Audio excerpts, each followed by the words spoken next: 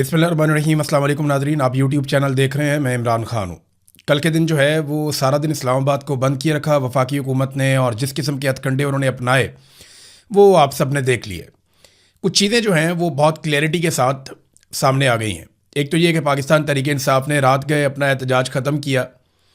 ये हुआ क्या, किस तरह हुआ, रिस्पॉन्सिबिलिटी किसकी थी और कसूर किसका था, ये सारा मैं आपको अभी इस वीलॉग में अगले एक आधे मिनट में बताता हूँ। फिर हम चलेंगे कि फ्यूचर में अब होने क्या जा रहा है। नंबर एक तो सुहेल अफरीदी ने आना था और उन्होंने डेडलाइन दी हुई थी 1 हफ्ते की, और साथ में उन्होंने ये कहा था कि मैं पहले से ज़्यादा सख्त तरीके से आऊँगा। अब सुहेल अफरीदी ने किसी लॉन्ग मार्च का ऐलान नहीं किया, कोई अवामी कॉल नहीं दी, सिर्फ अपने अरकान पार्लियामेंट को ये बोला कि वो अपने साथ अपने दोस्तों को लेकर आए। अब हर रुकन पार्लियामेंट के साथ थोड़े थोड़े से लोग थे, बहुत ज़्यादा बड़ी तादाद में लोग नहीं आए। ये 1500 लोग होंगे, 2000 लोग होंगे, इससे ज़्यादा लोग नहीं थे। वो जो आप कहते हैं कि लाखों की तादाद में लोग निकल आए, वो नहीं था, और ना ये कोई लॉन्ग मार्च की कॉल थी। सुहेल अफरीदी और उनके लोग चक्री वाली साइड से इन्होंने जाना था, और जो प्रोटोकॉल था उसको भी यही पता था कि ये चक्री से जाएंगे। लेकिन आखिरी वक्त में सुहेल अफरीदी ने प्लान चेंज किया और वो एक्सप्रेस वे पे चढ़ गए जो इस्लामाबाद की तरफ जाती है। अब इस्लामाबाद में पुलिस को मुसीबत पड़ गई और एजेंसियों को जो है वो फौरी तौर पर मुतहरिक हो गई, और इन्होंने पुलिस को अहकाम जारी किए कि रास्ते बंद किए जाएँ। 26 नंबर जो चुंगी है वहाँ पे रास्ते बंद किए गए, और वहाँ पाकिस्तान तहरीक इंसाफ की जानिब से सुहेल अफरीदी और उनके साथी जो पहुँच रहे थे उनके आगे रुकावटें लगा दी गई। इस पर सुहेल अफरीदी ने एहतजाज किया, इमरान खान की बहनें उनके साथ थीं। फिर सारा दिन लड़ाई झगड़ा चलता रहा। हज़ारों लोगों की गाड़ियाँ रुक गई, जो इस्लामाबाद से निकल रहे थे उनकी भी, और जो इस्लामाबाद में दाखिल हो रहे थे उनकी भी। फिर काफ़ी देर के बाद जो है वो एक तरफ का आधा रास्ता खोला गया, फिर थोड़ा सा और रास्ता खोला गया, फिर बाद में पूरा रास्ता खोला गया। लेकिन इस बीच में बहुत सारे कारकुनों को गिरफ्तार किया गया और बड़ी बदमज़गी बार बार होती रही, धक्कम पेल भी होती रही। पता चला बीच में अलीमा खानम को गिरफ्तार कर लिया गया, लेकिन बाद में उन्हें छोड़ दिया गया। हालांकि अलीमा खानम कई मरतबा कह चुकी हैं कि मुझे गिरफ्तार कर लो अगर करना है तो, लेकिन अलीमा खानम को ये निज़ाम एक स्ट्रेटजी के तहत गिरफ्तार नहीं करता, क्योंकि इससे और बहुत बड़ा इम्पैक्ट आएगा। अभी ये उतना बोझ उठाना नहीं चाहते। बहरहाल काफ़ी देर लड़ाई लगी रही। हुकूमत को बाद में एहसास हुआ कि गलत जगह पे उन्होंने पाकिस्तान तहरीक इंसाफ को रोक लिया है, और इसकी वजह से तहरीक इंसाफ को वो कवरेज मिल रही है या वो मामला हो रहा है सोशल मीडिया पे जो अडयाला वाले रोड के ऊपर नहीं होता। देखिए ना, अडयाला वाले रोड के ऊपर कोई परेशान नहीं होता, यहाँ परेशानी बहुत ज़्यादा बढ़ जाती है जब आप मेन स्ट्रीम मीडिया भी वहाँ पे है, आबादियाँ भी वहाँ पे है, मेन रोड के ऊपर आपने रोक लिया। तो ये पुलिस ने ये हरकत की थी, और ये एजेंसियों के कहने के ऊपर की थी। ये सारे इकट्ठे ही आजकल काम करते हैं। सेक्टर कमांडर चला रहा होता है बेचारे, आईजी को भी और बाकी सारे सिस्टम को भी। तो ये निज़ाम ऐसे ही चलता है। बहरहाल इन्होंने ये बांगी मारी, इन्होंने वहाँ पे रोक लिया। उसके बाद पाकिस्तान तहरीक इंसाफ को मौका मिल गया, वो वहीं पे बैठ गए। उन्होंने कहा जी हम यहीं पे रुक के एहतजाज करेंगे, इमरान खान साहब से मुलाकात करवाई जाए, उनका अस्पताल में इलाज करवाया जाए। लेकिन ऐसा कुछ भी नहीं किया गया। सुहेल अफरीदी ने जो है वो पैगामात भी जारी किए, मार कुटाई भी होती रही। सुहेल अफरीदी कारकुनों को छुड़ाते रहे, पुलिस गिरफ्तार करती रही, लाठी चार्ज होता रहा। शाम के वक्त जो है वो जो रबड़ बुलेट्स होती हैं वो भी चलाई गई, और 3 तो मैंने फुटेजेस देखी हैं, 3 कारकुनों को बुलेट लगी हुई है रबड़ की, उनका खून निकल रहा है। तो कारकुनों को जो है वो उनका ब्लड भी निकला, कारकुनों को मार भी पड़ी। अब पुलिस वाले जो है उनके साथ धक्कम पेल भी बहुत हुई। पुलिस ने एक बड़ी अजीबोगरीब वीडियो जारी कर दी। वो वीडियो मैं देख रहा था, मैं हैरान हो रहा था कि ना इन्हें स्क्रिप्ट लिखना आता है, ना इन्हें कोई फिल्म बनानी आती है। ये तो बिल्कुल नालायक हैं। लेकिन सिक्योरिटी फोर्सेस के अंदर आप सिक्योरिटी की ड्यूटी पे किसको रखते हैं? जिसको आप चौकीदार रखते हैं वो ज़्यादातर वो आदमी होता है ना जो बाकी काम नहीं कर पाता, तो वो चौकीदार बन जाता है या वो सिक्योरिटी की ड्यूटी के ऊपर आ जाता है। तो इनकी बेचारों की इतनी हैसियत होती है और इतनी काबिलियत होती है। वो 3 लड़कों को पकड़ा हुआ है, उनके गलों में पाकिस्तान तहरीक इंसाफ के झंडे पहना के उनके सर नीचे किए हुए हैं, और पीछे से पुलिस वाले उनको दबके लगा रहे हैं, और वो बेचारे स्टेटमेंट दे रहे हैं लिखा हुआ कि जनाब हम आए थे इश्तियाल दिलाने के लिए, हम आए थे हालात ख़राब करने के लिए, हमें वहाँ से लाया गया था। तो यार ये कहानियाँ कौम ने बहुत देखी हैं। एक हच्ची मारी है इन्होंने ये करके, बल्कि उल्टा बदनामी की है अपनी प्रोडक्शन टीम की, और अपनी हरकतों को मज़ीद बेनकाब किया है। यानी क्या ये फॉल्स फ्लैग ही चलने हैं अब हमेशा? सारी दुनिया को पता है वो अडयाला जा रहे हैं, इमरान खान साहब से मुलाकात करने के लिए आए हैं। वो कोई एहतजाज करने, लड़ाई झगड़ा करने तो नहीं आए कि उन्होंने रास्ते में किसी जगह पे कोई फतह कर लेना। वो तो अडयाला जेल जा रहे थे इदारे यकजहती के लिए, वहाँ उन्होंने धरना देना था, आप पे प्रेशर डालना था, खबरें चलनी थी। लेकिन खबरें पाकिस्तान का मीडिया तो चलाता ही नहीं है। अब ये जितना भी ट्रैफिक जाम रहा इस्लामाबाद के सहाफ़ी बेचारे रऊफ़ क्लासरा जैसे, अब वो सोशल मीडिया पे ही बेचारे आवाज़ उठा सकते हैं। अपने टीवी चैनल जहाँ पे वो बैठते हैं वहाँ बात भी नहीं की जा सकती, वहाँ मना है, क्योंकि वहाँ पॉलिसी चलती है पाकिस्तान की मिलिट्री एस्टेब्लिशमेंट की, जो वो चाहते हैं वो उतनी बात वहाँ पे कर सकते हैं। जब कोई ज़रा ऊपर नीचे बात करता है तो उसकी नौकरी चली जाती है, या उसको कोई नोटिस आ जाता है, या उसको इंतज़ामिया की जानिब से, जो चैनल की इंतज़ामिया है उसकी जानिब से उसको नोटिस मिलना शुरू हो जाते हैं और तंबीह की जाती है उसको कि आज के बाद अच्छे बच्चे की तरह आपने रहना है। बहरहाल ये हरकत सारी की सारी हुकूमत ने की थी, बेवकूफ़ी, लेकिन पाकिस्तान तहरीक इंसाफ वहाँ बैठ गई थी।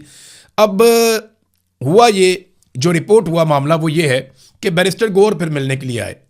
उन्होंने अलीमा खानम से भी मुलाकात की और सुहेल आफरीदी से भी मुलाकात की। इसमें जो अलीमा खानम है उन्होंने कैटेगोरिकली ये कह भी दिया था कि ये मोहसिन नकवी के साथ राब्ते में है। यानी बैरिस्टर गौर, अली खान ने अलीमा खानम से मुलाकात की और अलीमा खान के मुताबिक बैरिस्टर गौर उस वक्त मोहसिन नकवी से राब्ते में थे।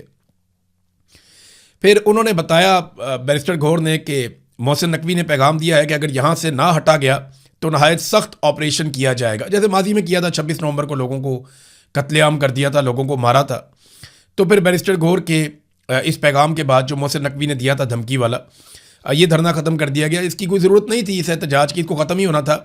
उसकी वजह यह है कि लोग बहुत थोड़ी तादाद में थे और बड़ी तादाद में लोगों को नहीं लाया गया था, ना कोई इकट्ठा किया गया था। कुछ चीज़ें ना बड़ी क्लियर हो गई हैं इस सारे से। जो एपिसोड मैंने आपको बता दिया हुआ कि आप ज़रा देखें, आपके कुछ चीज़ें बड़ी क्लियर हो गई कि इस रजीम के पास ना एक बहाना है कि इमरान खान साहब जब स्टेटमेंट देते हैं ना तो पाकिस्तान के अंदर अनारकी पैदा होती है और पाकिस्तान में सियासी इस्तेहकाम नहीं आता। यानी जेल के अंदर बैठा हुआ कैदी नंबर 804 आज पूरे निज़ाम पे भारी है। ये निज़ाम खुद ये मानता है कि जेल की दीवारों के पीछे से भी वो इनसे ज़्यादा ताकतवर है। उसका एक स्टेटमेंट इनकी सारी मेहनत के ऊपर पानी फेर देता है। लिहाजा इन्होंने एक मतअमली बनाई है कि इमरान खान का कोई स्टेटमेंट बाहर नहीं आएगा। बुशरा बीबी की भी उनकी फैमिली से मुलाकातें नहीं करवाते, इसलिए कि बुशरा बीबी के ज़रिए से इमरान खान का कोई स्टेटमेंट उनकी फैमिली के थ्रू बाहर ना आ जाए। वो मुलाकातें भी नहीं करवाते। वो भी हुकूमत बोले तो मोहसिन नकवी की बात कर देते हैं। हुकूमत तो ना 3 में ना 13 में। मोहसिन नकवी आसिम मुनीर साहब के करीबी आदमी है, तो वही पैगाम लेकर आते हैं। तो वो अब नहीं चाहते कि इमरान खान साहब का कोई स्टेटमेंट बाहर आए, लेकिन इमरान खान साहब की बहनें ये कहती है कि कुछ तो ऐसा है जिसको छुपाया जा रहा है।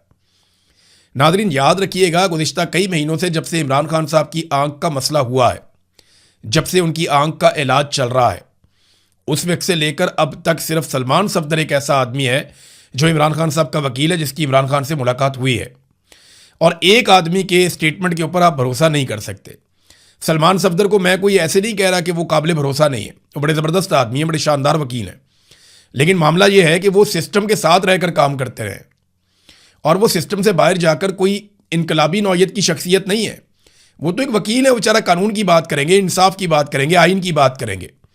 और इमरान खान साहब से अगर उनकी मुलाकात करवाई जाए और बाद में उन पर दबाव हो कि फ़लानी चीज़ आपने नहीं बतानी, तो बहुत मुमकिन है कि अगली मुलाकात हो जाए इसके लिए वो फ़लानी चीज़ ना बताएं और वो ये समझते हो कि इमरान खान साहब की इसमें बेहतरी है। लेकिन मामला ये है कि उनकी फैमिली को नहीं मिलवाया जा रहा, या किसी ऐसी शख्सियत की इमरान खान से मुलाकात नहीं करवाई जा रही जो बाहर आकर हक़ाइक़ कौम के सामने रख सके। इमरान खान की बहनें कह रही हैं कि कुछ ना कुछ तो ऐसा ज़रूर है जिसे छुपाया जा रहा है।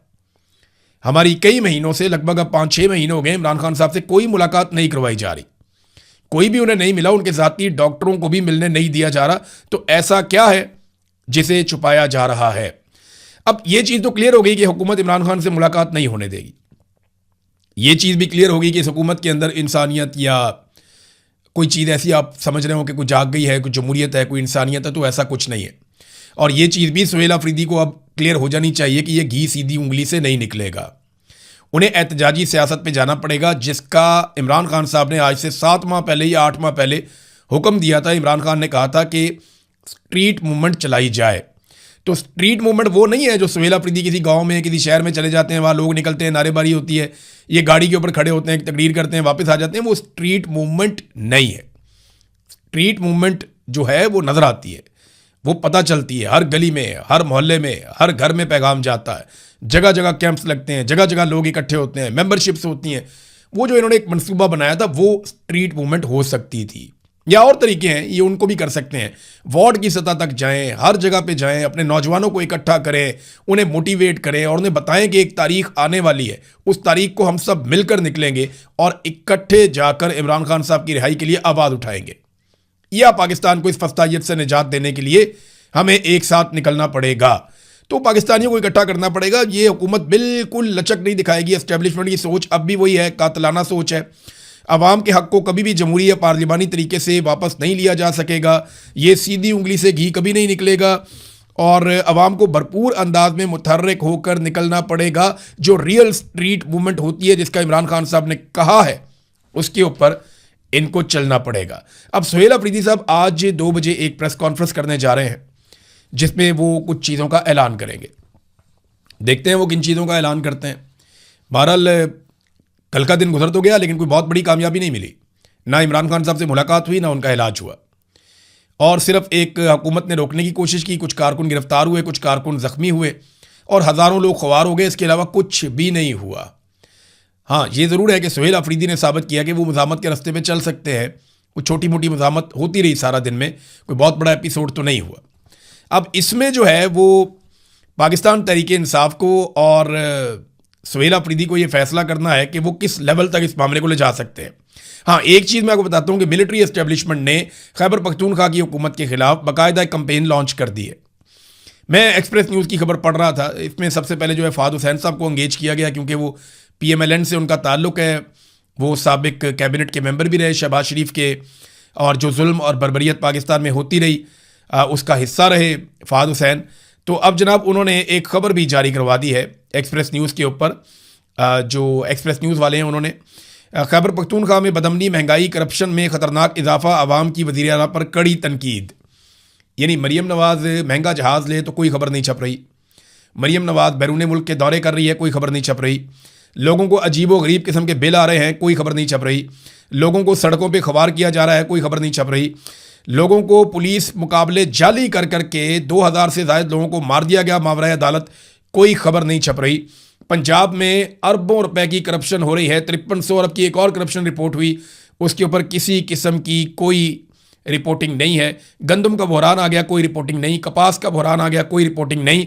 फ्लड के अंदर बदतरीन कारकर्दगी, कोई रिपोर्टिंग नहीं। इश्तिहारात की मद में इन्होंने तबाही फेर दी, कौम का पैसा अरबों रुपया ज़ाया कर दिया, किसी किस्म की कोई रिपोर्टिंग नहीं। लेकिन खैबर पख्तूनख्वा में वज़ीर आला ने कहा कि लाओ कोई एक केस है मेरे सामने मेरी करप्शन का, या हम किसी चीज़ के लिए रिस्पॉन्सिबल हैं तो बताओ। और महंगाई जो है वो तो फेडरल गवर्नमेंट बढ़ा रही है। जैसे ही वो पेट्रोल की कीमत में इजाफा करते हैं, हर चीज़ की कीमत बढ़ जाती है।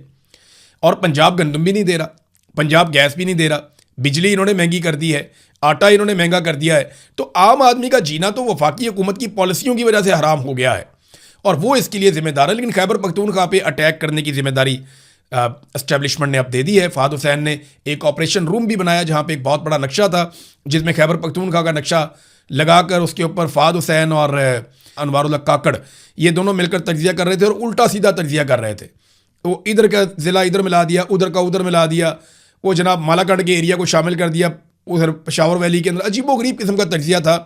जिन्हें उस एरिया का पता नहीं है, जो उस एरिया और उसके डायनामिक्स के बारे में जानते नहीं हैं, यानी वहाँ बहुत सारे मकामी सहाफ़ी हैं जिनके पास बहुत नॉलेज है, जो उसके बारे में जानते हैं, जिन्हें पता है कि कबालियों के प्रॉब्लम्स क्या हैं, अफ़गानिस्तान के साथ प्रॉब्लम क्या है, ये मसला हल कैसे होगा, जिनके पास बेशुमार नॉलेज है। उनको साइड पे बिठा के एस्टेब्लिशमेंट के 2 बंदे वो बैठ के एक स्टूडियो के अंदर ऑपरेशन रूम बना के नक्शे खोल के वो कौम को जो है वो चूरन दिखा रहे हैं। ये इस किस्म की हरकतें की जाती हैं, अंग्रेज़ी के अंदर कर रहे हैं। इस किस्म की हरकतें की जाती हैं जब एक नया को मिलिट्री एडवेंचर पाकिस्तान में करना हुआ हो, तो इससे पहले ये होता है। मुझे आज भी याद है कि 2008 में जब इन्होंने ऑपरेशन करने थे स्वात के अंदर, तो एक जाली वीडियो मंजरे आम पे आई थी कि एक लड़की है उसको कोड़ों के साथ मारा जा रहा है। तो जनाब फ़ाद हुसैन साहब ने चलवा के वीडियो चलवा के, हम न्यूज़ रूम में बैठ के कहते थे यार ये एक एक बुलेटिन में 10-10 दफ़ा क्यों चलती है। फिर उसके ऊपर गाने बनवा दिए, शायरी बनवा दी, म्यूज़िक बनवा दिया, और बाद में पता चला वो लड़की वहाँ की है ही नहीं। जिधर पूरा ऑपरेशन करके तहो बाला करके रख दिया सारा कुछ, ऑपरेशन की बर्बादी के ऊपर लोग आज भी जाके आप कहानियां सुने तो आप कानों को हाथ लगाएं जो वहां पे हुआ था ऑपरेशन के नाम के ऊपर। लोग इसीलिए ऑपरेशन से इतने मुतनफ़र हो गए मालाकंड के, खासतौर पे स्वात के लोग। तो अब जनाब लोग क्यों कहेंगे कि आप ऑपरेशन करें आके। लेकिन खैबर पख्तूनख्वा में एक मरतबा फिर ऐसा लगता है एक नया ऑपरेशन मुसल्लत करने की कोशिश की जा रही है। अब आ जाए नाज़रीन कुछ इंटरनेशनल खबरें। सबसे पहले डोनाल्ड ट्रंप ने एक स्टेटमेंट देके ये एतराफ़ किया है कि वो हमला करने वाला था ईरान पर, और ट्रंप ने ये कहा कि मेरा हमला करने में जो डेडलाइन बाकी रह गई थी वो सिर्फ 1 घंटे की थी। कि 1 घंटा रह गया था, हम हमला करने वाले थे ईरान पर, तो हमें राब्ता किया गया अरब ममालिक की जानिब से और खलीजी ममालिक ने हमें रोका। और रोकने की वजह भी अब सामने आ चुकी है कि खलीजी ममालिक ने बताया कि हमें टारगेट करेगा ईरान, क्योंकि देखें डोनाल्ड ट्रंप को कोई ना कोई फेस सेविंग चाहिए होती है। अमेरिका अपने बहुत सारे हथियार चला चुका है और अमेरिका को एक बात की समझ आ गई है कि सिर्फ लड़ाई से ईरान को काबू नहीं किया जा सकता, या आप लड़ाई के जरिए से ही ईरान को घुटने टेकने पर मजबूर नहीं कर सकते। हमने ईरान के बारे में, उसकी तारीख के बारे में और वो इतनी मुज़ाहमत कैसे करते हैं और क्यों करते हैं, इसके बारे में एक स्पेशल डॉक्यूमेंट्री बनाई है। अभी उसके ऊपर काम हो रहा है। अगले चंद दिनों में वो डॉक्यूमेंट्री मैं आपके सामने रखूंगा कि एक्चुअली ईरान है क्या, ये ईरानी कौन लोग हैं और ये कैसे इतनी मुज़ाहमत करते हैं।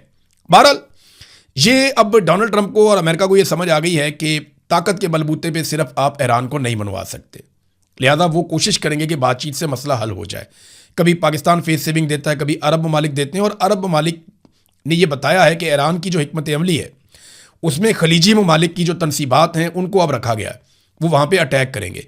ये बात रूस ने भी बताई है और ये ख़तरे से आगाह किया था रूस ने तमाम ममालिक को कि जनाब इस मरतबा अगर आप जंग करेंगे तो ईरान जिस तरह का जवाब देगा उससे पूरा खित्ता लपेट में आ जाएगा। अच्छा नाज़रीन, अब एक और मसला भी है।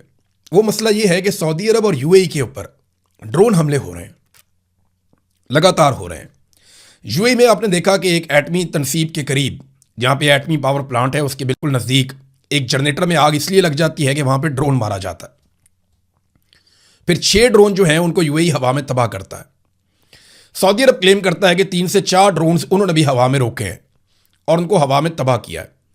लेकिन अब यूएई ने एक बड़ा खौफनाक स्टेटमेंट दिया है और उन्होंने ये बताया कि ये जो ड्रोन्स हमारे ऊपर आ रहे हैं ये ड्रोन इराक से आए थे।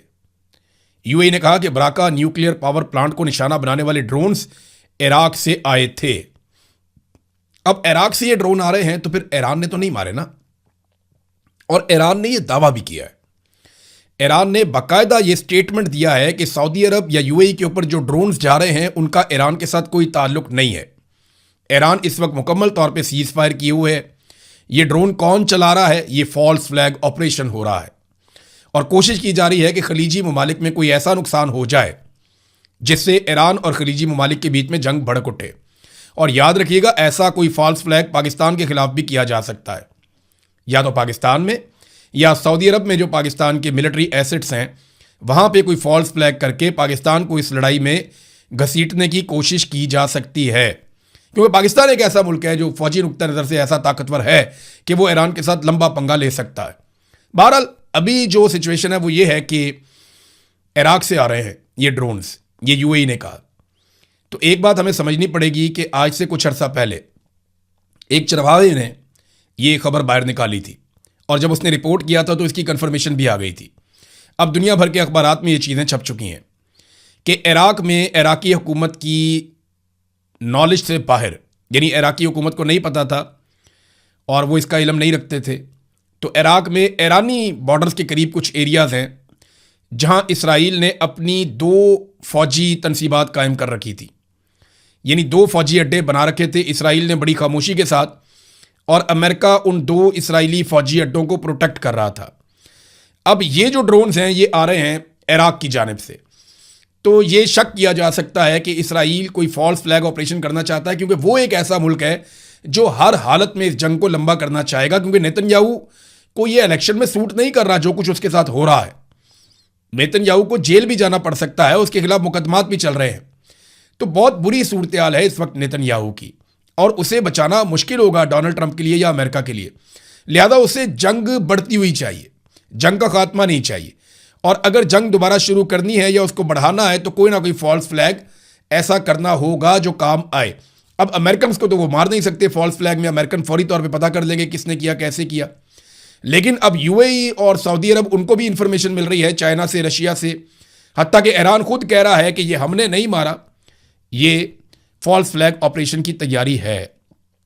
अब डोनाल्ड ट्रंप ने एक और बात की, उन्होंने कहा जी जुम्मा, हफ्ता और एतवार ये दिन है, ईरान के पास ज़्यादा टाइम नहीं है, 2-3 दिन के अंदर अंदर वो फैसला करे, वरना फिर मुझे दोबारा से एक और झटका देना पड़ेगा, एक और हमला करना पड़ेगा। बड़ी खबर एक और ये है कि पुतिन डोनाल्ड ट्रंप का दौरा ख़त्म करने के बाद, क्योंकि डोनाल्ड ट्रंप गए थे चाइना का दौरा उन्होंने ख़त्म किया, वो वापस पहुंच गए अमेरिका में, अब पुतिन पहुंच गए हैं चाइना में। देखिए ये बहुत क्रूशल टाइम है, बड़ा इंपॉर्टेंट टाइम है। इस वक्त ना अमेरिका के साथ कुछ प्रॉब्लम चल रहे हैं। अमेरिका की क्रेडिबिलिटी इफेक्ट हुई है दुनिया में, यानी यूरोपीय ममालिक अमेरिका से कुछ हद तक नाराज़ हैं। अमेरिका की धमकियाँ, अमेरिका की हिकमत अमली, उसकी पॉलिसियाँ, नेटो में जिस तरीके से वो अपने आप को बाहर निकाल रहा है, तो यूरोपीय ममालिक अमेरिका से खुश नहीं हैं। चाइना के लिए लचक का मुजाहरा किया जा रहा है। खलीजी ममालिक ये सोचने पर मजबूर हैं कि अमेरिका हमारे तहफ़्फ़ुज़ में नाकाम हो गया। इसी तरह जो इंडिया के साथ ताल्लुकात हैं, अमेरिका के डोनाल्ड ट्रंप के पे दर पे स्टेटमेंट्स के बाद वो भी कोई बहुत अच्छे नहीं हैं। तो चाइना और रशिया के पास ये एक मौका है कि वो दुनिया में जो फ्लेक्सिबिलिटी उनके लिए पैदा हुई है, वो इससे फ़ायदा करते हुए कुछ अमन मुआहदे करें और यूरोप के साथ, खलीजी ममालिक के साथ अपने ताल्लुकात को एक नेक्स्ट लेवल पर लेकर जाएं। चाइना का एक बहुत बड़ा फोकस जो है वो लैटिन अमेरिका में भी है। अमेरिका के साथ साथ जो सारे ममालिक हैं दूसरे, उनके साथ भी चाइना के बड़े अच्छे ताल्लुकात हैं, रशिया के भी ताल्लुकात हैं। तो अमेरिका के लिए ये बड़ा चैलेंजिंग टाइम है और चीन और रशिया इस मामले को समझते हैं, क्योंकि देखिए जब डोनाल्ड ट्रंप ने चाइना का दौरा किया तो ये पहली मरतबा ऐसा हुआ कि अमेरिकी सदर से ज़्यादा बड़ी और कदावर शख्सियत प्रेसिडेंट शी लग रहे थे, यानी वो ज़्यादा ताकतवर लग रहा था। उनकी बॉडी लैंग्वेज या जो एक तासुर जा रहा था दुनिया को कि ये वर्ल्ड लीडर इकट्ठे हुए हैं। पहले ऐसा होता था कि चाइना थोड़ा दबा दबा लगता था, लेकिन इस मरतबा ऐसा लग रहा था कि इक्वली को दो बहुत बड़ी पावर्स आमने सामने खड़ी हुई हैं। तो बड़ा कद बड़ा है चाइना का, ख़ास तौर पे दिफाई नुक्ता नज़र से मईशत के मैदान में उन्होंने झंडे गाड़े हैं और इस वजह से वो अब डिफरेंटली ट्रीट हो रहे हैं पूरी दुनिया में। मेरे ख्याल में चाइना और रशिया इससे फ़ायदा उठाना चाहेंगे। हम दुनिया को बदलते हुए देखेंगे, ऐसा लगता है अगले 10, 20, 25 साल में, और ये हमारे सामने सामने ही हो जाएगा। अब तक के लिए इतना ही। अपना ख्याल रखिएगा, अपने इस चैनल का भी। अल्लाह हाफिज़।